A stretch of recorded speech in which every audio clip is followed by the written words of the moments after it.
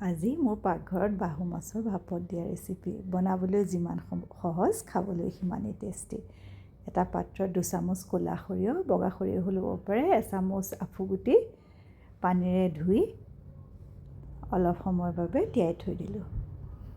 এইফালে মাছকেইপিছতো নিমখ হালধি সানি ল'লোঁ আৰু সৰিয়হ আৰু আফুগুটিৰ এটা মিহি পেষ্ট বনাই এটা পাত্ৰলৈ লৈ ল'লোঁ। তাতে 1 চামুচ নিমখ বা জোখ অনুসৰি হালধি, জোখ অনুসৰি চেনি 1 চামুচ দি সকলোখিনি ভালদৰে মিহলাই পেলালোঁ।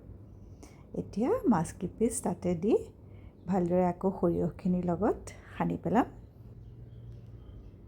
ইলুটি শিলুটি কৰি ভালদৰে সানি লৈছোঁ দুইফালে।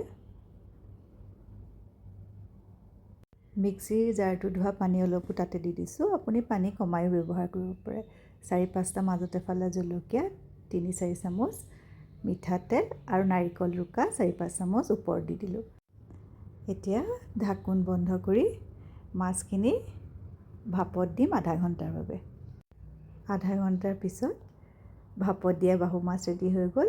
তাতে কেঁচা মিঠাতেল 1 চামুচো দি দিলোঁ আৰু গৰমে গৰমে ভাতৰ লগত পৰিৱেশন কৰিলোঁ। খাই খুবেই টেষ্টি লাগিল। আজিলৈ আহিলোঁ, ধন্যবাদ।